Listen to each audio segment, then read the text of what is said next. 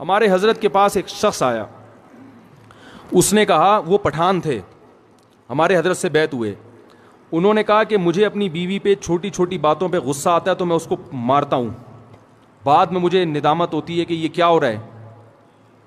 بولو بھائی, غلط ہو رہا ہے. لیکن اللہ کا خوف تھا نا, تو ان کو احساس ہو گیا کہ میں جو بیوی کو بلا وجہ مارتا ہوں, بلا وجہ کیا مارنا تو بہت سخت حالت میں اللہ نے اجازت دی ہے, بہت ہی کوئی معاملہ خراب ہو جائے تو ہاتھ اٹھانے کی اجازت دی ہے. ہمارے نبی صلی اللہ علیہ وسلم نے پوری زندگی اپنی کسی زوجہ پر ہاتھ, بولو بھائی, نہیں اٹھا. یہ نبی کے اخلاق تھے. ہمارے ہاں بعض لوگوں میں رواج ہے جانوروں کی طرح کوٹتے ہیں, پیٹتے ہیں, تمیز سے بات ہی نہیں کرتے. جب بات کریں گے, یعنی حضرت مفتی تقی عثمانی صاحب ایک بیان فرما رہے تھے کہ ایک شخص نے, فرماتے ہیں, مجھے بتایا میرے والد صاحب کو کہ میں جب گھر میں جاتا ہوں تو سب گھر والے ڈرنا شروع ہو جاتے ہیں, کانپنا شروع ہو جاتے ہیں. تو بڑے فخر سے بتا رہا تھا کہ میرا گھر میں اتنا روب ہے. تو فرمایا کہ یہ قابل تعریف نہیں ہے. ہم نبی کو اگر فالو کرنا ہے, نبی کی اتباع کرنی ہے, تو صحیح حدیث ہے, حضرت عائشہ رضی اللہ تعالی عنہا فرماتی ہیں کہ آپ صلی اللہ علیہ وسلم جب گھر میں داخل ہوتے تھے تو مسکراتے ہوئے چہرے کے ساتھ داخل ہوتے تھے. تو مجھے جب کسی نے بتایا نا ایک طالب علم کا قصہ کہ وہ گھر میں داخل ہوتا ہے تو گھر والے کانپنا شروع ہوتے ہیں, میں نے کہا وہ کوئی چنگیز خان کی اولاد ہوگا, پھر وہ اس کا اصلاحی تعلق کس سے ہوگا؟ چنگیز خان سے. چنگیز خان بھی جب بغداد آیا تھا نا تو سب کیا ہو گئے تھے؟ کانپنا شروع ہو گئے. تو بھائی ہم محمد صلی اللہ علیہ وسلم کی روحانی اولادوں میں ہیں, ہم چنگیز خان اور فرعون کی اولادوں میں نہیں ہیں. تو گھر والوں کے بارے میں بھی آپ صلی اللہ علیہ وسلم نے اخلاق بتائے ہیں. ہمارے ہاں جو طاقتور مرد ہوتا ہے وہ عورت کے حقوق پی جاتا ہے.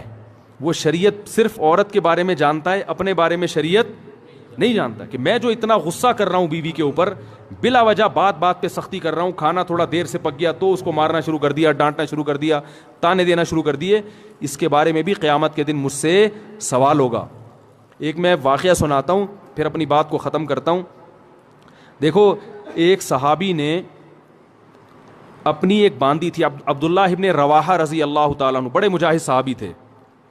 عبداللہ ابن رواحہ بڑے مجاہد صحابی تھے. ان کی ایک باندی تھی, وہ باندی بکریاں چرایا کرتی تھی, ریوڑ لے کے جایا کرتی تھی. تو ایک بڑی اچھی خوبصورت بکری تھی, بڑی نسلی بکری تھی. عبداللہ ابن رواحہ نے اپنی باندی سے کہا, آپ لوگ کی توجہ ہے نا, مجھے اصل میں ذرا چیخ کے بولنا پڑ رہا ہے تو, کیونکہ وہ اسپیکروں کا سیٹ اپ تھوڑا سا اخپل طریقے والا ہے آپ لوگوں کا, تو اتنا چیخ کے جو ہے نا آدمی پھر سنائی تو صحیح دے رہا ہے, لیکن وہ اس لیے دے رہا ہے نا کہ میں بہت چیخ رہا ہوں. بیان ہو رہا ہے چیخنے کے خلاف اور چیخنا مجھے خود پڑ رہا ہے. وہ ایک مولوی صاحب تقریر کر رہے تھے, میں ان کی تقریر سننے گیا, وہ بہت چیخ کے بول رہے تھے حضرت علی نے فرمایا. وہ اتنی زور زور سے بول رہے تھے میرے کان میں تکلیف شروع ہو گئی. میں نے کہا کہ حضرت علی نے کیا اتنی زور سے فرمایا تھا؟ ہے بھائی, بھائی جیسے حضرت علی نے آرام سے فرمایا تھا تو امام صاحب آپ بھی آرام سے ہی فرما دیں. تو آرام سے ہی بات کرنی چاہیے نا, چیخنا چلانا یہ شریعت میں پسندیدہ کام نہیں ہے. لیکن لاؤڈ اسپیکر ہی, وہ آپ لوگوں کو شاید اتنا اندازہ نہ ہو سسٹم کا, تو اس لیے مجھے چیخنا پڑ رہا ہے بہت زیادہ. تو میں واقعہ سنا رہا تھا کہ بھائی دیکھو, ہمیں اپنے اخلاق بھی عورتوں کے ساتھ, جو گھروں میں خواتین ہیں نا, اس میں چنگیز خان بننے کی اجازت.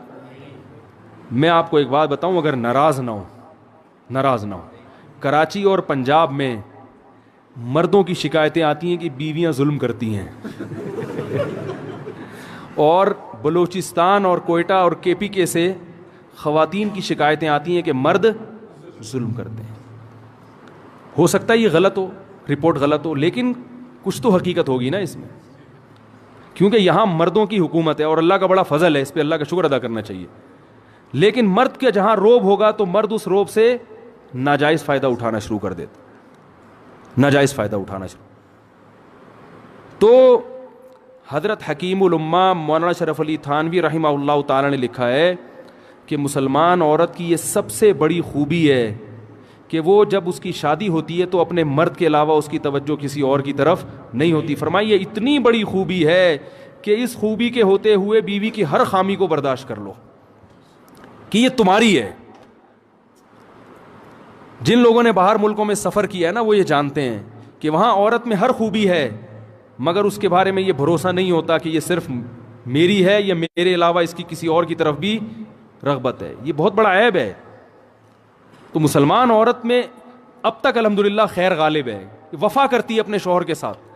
شوہر کو فالج ہو جائے علاج کرے گی اس کا, بھاگے گی نہیں وہاں سے. باقی آپ ذرا جائیں نا دنیا میں سفر کریں تو میاں جب تک کما رہا ہے, صحت اچھی ہے تو میاں ہے, ذرا سا مسئلہ خراب ہوا عدالت سے طلاق لی اور کسی اور سے شادی کر لی. ہمارے ہاں خاندانوں میں جب نکاح ہوتا ہے تو زندگی بھر کے لیے ہوتا ہے, جب تک کوئی بہت سخت مشکل نہ ہو طلاق کی طرف نہیں جاتے. تو یہ بہت بڑی خوبی ہے. تو کے پی کے سے اور بلوچستان سے جو شکایتیں آتی ہیں اس میں مردوں کی سختی کی شکایتیں آتی ہیں کہ مرد عورتوں پہ بولو بھائی ہاتھ اٹھاتے ہیں, چھوٹی چھوٹی باتوں پہ مارتے ہیں, تانے دیتے ہیں. آپ لوگ کے علاوہ کی بات کر رہا ہوں, آپ لوگ ناراض نہ ہوں. آپ لوگ کے علاوہ جتنے مرد ہیں جو میرا بیان نہیں سن رہے ان کی بات کر رہا ہوں کہ وہ بیویوں کو مارتے پیٹتے بھی ہیں, بلا وجہ چھوٹی چھوٹی باتوں پہ ڈانٹتے بھی ہیں. اور معذرت کے ساتھ اس میں دیندار اور بے دین سب برابر ہیں. وہ سمجھتے ہیں ہماری غیرت, ہم نے بیوی کو جو ہے نا ایسا دبا کے رکھا ہوا ہے, صحیح ہے نا, جب چاہے تھپڑ مار دیں کچھ نہیں کر سکتی. تو یہ غیرت نہیں ہے, یہ بد اخلاقی ہے. سب سے زیادہ روب محمد صلی اللہ علیہ وسلم کا تھا گھر میں, اور سب سے بڑا حق کس کا تھا؟ محمد صلی اللہ علیہ وسلم کا. لیکن پوری زندگی آپ نے کسی زوجہ پہ ہاتھ نہیں اٹھایا. آپ کہیں گے کہ بھئی ان کی بیویاں اتنی فرما بردار تھیں, جو کہو کر دیتی ہوں گی. ایسا نہیں تھا, فرما بردار تو تھیں, لیکن میاں بیوی میں جو اونچ نیچ ہوتی ہے وہ ہمارے نبی کے گھر میں بھی ہوتی تھی. صحیح حدیث میں ہے کہ ایک مرتبہ آپ صلی اللہ علیہ وسلم اپنی بیویوں سے ناراض ہو کے 1 مہینے کے لیے گھر سے باہر چلے گئے. کیونکہ جب میاں بیوی کا رشتہ ہوتا ہے تو پیغمبر کا اور امتی کا رشتہ الگ ہے اور شوہر بیوی کا رشتہ الگ ہے. اور اللہ نے آپ کے گھر میں یہ واقعات اس لیے ہونے دیے تاکہ امت کو سبق ملے کہ بھائی اختلاف کے وقت کیا کرنا ہے. تو کتنا پریشان ہوئے ہوں گے کہ 1 مہینے کے لیے گھر سے غائب ہو گئے. فرمایا میں نہیں آؤں گا قریب کسی کے. اور جب 29 تاریخ ہوئی ہے نا تو گھر چلے گئے. صحابہ نے کہا یا رسول اللہ بھی 30 دن پورے نہیں ہوئے. آپ نے فرمایا مہینہ 29 کا تھا. ٹھیک ہے, مہینہ کس کا تھا؟ ناراضی کو ختم کر دیا پھر. لیکن ایسا نہیں کیا کہ ناراض ہوئے تو گھر میں چیزیں توڑنی پھوڑنی شروع کر دی ہوں اور اٹھا کے مارنا پیٹنا شروع کر دیا ہو, جو آج ہمارا حساب کتاب ہے. ہاں کوئی بہت ہی ٹیڑھی پسلی کی عورت ہے, بالکل ہی سدھرنے کا نام نہیں لے رہی, تو شریعت نے پھر مجبوری میں ہاتھ اٹھانے کی اجازت بھی دی ہے. لیکن ایسی عورتیں ہمارے معاشرے میں ان کا ریشو بہت کم ہوتا ہے, خاص طور پر ان علاقوں میں تو فرما برداری کا عنصر زیادہ ہے. تو اس میں ایک چیز میں ایک حدیث آپ کو سناتا ہوں, اس کے بعد اپنا بیان ختم کرتا ہوں. عبداللہ ابن رواحہ رضی اللہ تعالیٰ عنہ, عرب جو تھے نا یہ عورتوں پہ بڑے سخت ہوا کرتے تھے, خاص کر قریشی. جو قریش کے قریشی لوگ تھے نا یہ بیویوں پہ کیا ہوتے تھے؟ سخت ہوتے تھے. لیکن اسلام آنے کے بعد کیسے تبدیل ہوئے؟ عبداللہ ابن رواحہ رضی اللہ تعالیٰ عنہ نے نبی وہ اپنی باندی سے کہا کہ میری اس بکری کی خاص طور پر تم نے کیا کرنی ہے؟ حفاظت کرنی ہے. تو اللہ کی قدرت کہ وہ بھیڑیا آیا اور اس بکری کو کھا گیا. عبداللہ ابن رواحہ کا غصہ آیا اور انہوں نے 1 تھپڑ لگا دیا باندی کے, صرف 1 تھپڑ مارا ہے, بیوی کے نہیں بلکہ, حالانکہ باندی کا درجہ بیوی سے, باندی تو نوکر ہوتی ہے نا, غلام ہے, لونڈی ہے, اس کا وہ مقام تھوڑی ہے جو بیوی کا ہے. 1 تھپڑ لگا دیا. عبداللہ ابن رواحہ رضی اللہ تعالیٰ عنہ چونکہ مسلمان ہو چکے تھے نا, زمانہ جاہلیت میں تو ہوتے تو 20-30 تھپڑ مار دیتے کہ بھئی اس نے غلطی کی ہے. ہم ہوتے ہم کیا کہتے ہیں یار بھیڑیے نے کھانا تھا تو اسی بکری کو کھانا تھا ہے بھائی, اور بکریاں نظر نہیں آئیں, اس کا مطلب تمہارے بھیڑیے کے ساتھ کیا ہیں؟ تعلقات ہیں. ٹھیک ہے, تم نے مخبری کی ہے بھیڑیے کو, اسی کو کھاؤ آ کے. 10 باتیں سوچتے اور منفی ذہن چلتا. عبداللہ ابن رواحہ نے غصے میں 1 تھپڑ لگایا, مگر ندامت ہوئی. کیوں؟ اسلام لا چکے ہیں, ان کو پتا ہے کہ ایک ایک عمل کا قیامت کے دن جواب بولو بھائی دینا پڑے گا. اگر اس میں باندی کی غلطی نہیں تھی تو میرا تھپڑ قیامت کے دن اعمال میں لکھا جائے گا, اور عین ممکن ہے کہ باندی کی غلطی نہ ہو, کیونکہ بھیڑیا جب آتا ہے تو وہ تو نگرانی کے باوجود کھا جاتا ہے. اب احساس ہوا تو رسول اللہ صلی اللہ علیہ وسلم کے پاس آئے, عرض کیا یا رسول اللہ میں نے باندی کو تھپڑ مار دیا, کیا مجھ سے ظلم تو نہیں ہوا؟ مختصر سنا رہا ہوں حدیث. آپ صلی اللہ علیہ وسلم نے صحابی کو حکم دیا کہ اس باندی کو آزاد کر دو. اس وقت آج کے حساب سے دیکھا جائے تو باندی کی قیمت کروڑوں اربوں روپے بنتی تھی. سب سے مہنگا مال کیا ہوتا تھا اس زمانے میں؟ باندی.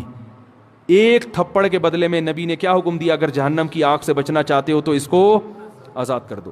عبداللہ ابن مسعود رضی اللہ تعالیٰ عنہ نے ایک دفعہ اپنے غلام کو مارا. وہ بھی غلام تھا، نوکر تھا، بیوی نہیں تھی. غلام کا مقام تو بیوی سے کم ہوتا ہے. جب مارا تو آپ صلی اللہ علیہ وسلم نے کیا حکم دیا؟ فرمایا اللہ اقدر علیک منک علیہ. اے ابن مسعود، جتنی تجھے اپنے غلام پہ قدرت ہے نا، اللہ کو تجھے اس سے بھی زیادہ قدرت، اللہ کو تجھ پر اس سے بھی زیادہ قدرت ہے. تو آج اس کو مار رہا ہے اس لیے کہ تیرا نوکر ہے، یہ کچھ نہیں کر سکتا. اللہ تیرے گناہوں پر اگر سزا دینا تو بھی کچھ نہیں کر سکتا، کیونکہ اللہ کو تجھ سے بھی زیادہ طاقت ہے. تو جیسے تو یہ چاہتا ہے کہ تیری خطاؤں کو اللہ معاف کرے، تو بھی اپنے ماتحتوں کی غلطیوں کو معاف کر. عبداللہ ابن مسعود رضی اللہ تعالیٰ عنہ ڈر گئے. فرمایا ہوا عتق لوجہ اللہ یا رسول اللہ، بس اس کا کفارہ یہ ہے کہ میں نے اللہ کے لیے اس کو آزاد کر دیا. فوراً آزاد. کروڑوں روپے کی ملکیت ضائع کر دی، اپنی آزاد کر دیا. تو آج بیویوں کو مارا جاتا ہے، بلا وجہ پیٹا جاتا ہے، بلا وجہ تانے دیے جاتے ہیں. تو نے باپ کے گھر سیکھا کیا ہے؟ تیرے باپ نے تجھے تربیت نہیں کی، تیری ماں نے تجھے سکھایا نہیں ہے. یہ کتنے برے تانے ہیں بد اخلاقی والے. بھائی کوئی خامی ہے تو محبت سے انسان بتا دے. ہمارے ہاں اصلاح کا عنصر کم ہوتا ہے، تانے دینے کا عنصر بولو بھائی زیادہ ہوتا ہے. تو بھائی یہ اگر آپ اس طرح سے کریں گے تو کل قیامت کے دن اس کا جواب اللہ کو بولو بھائی